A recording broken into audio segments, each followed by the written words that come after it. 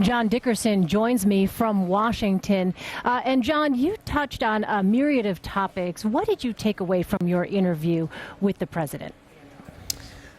You're right. We went a lot of places. I think you get the sense that this is a topic he likes to talk about, because I think he finally feels like he's figured out the presidency just as he's leaving. And I think one thing that struck me that linked up with some other interviews that I've done recently is this idea of the team that you build.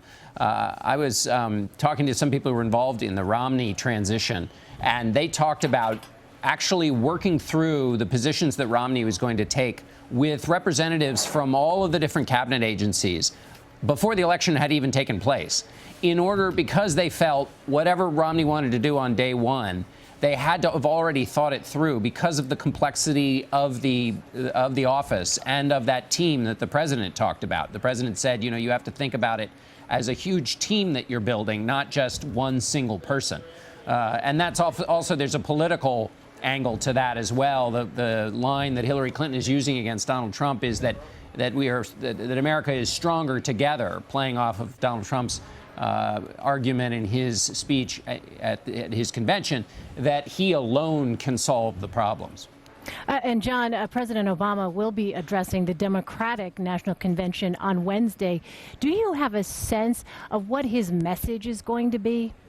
Well, I think it'll be probably the message of the larger convention, which is pretty clear based on what we saw from Hillary Clinton and her running mate, Senator Tim Kaine, yesterday. And that is two things. One is togetherness, which is that America is stronger when everybody pitches in together. That's a Democratic theme of long standing. So that's a song in the hymnal they can all sing easily. The other is optimism. Obviously, they have to be optimistic about it following on a two-term Democratic president.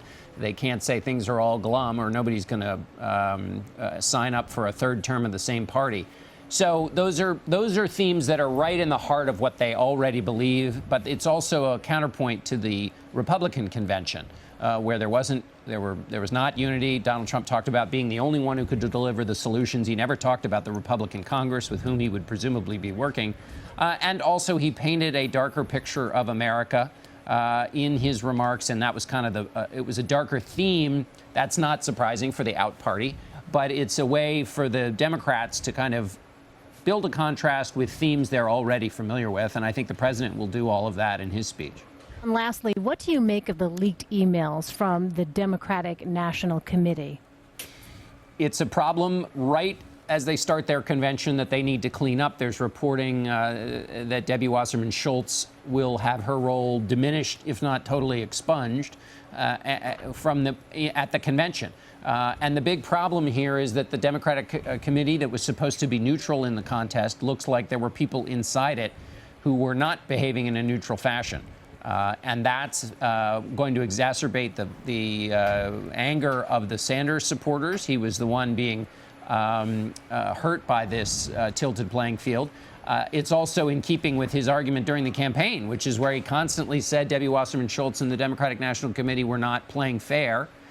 So it adds anger and turmoil right at the beginning of a convention that is supposed to, in part, be about unity. All right, John Dickerson, thank you so much. Thanks, Elaine.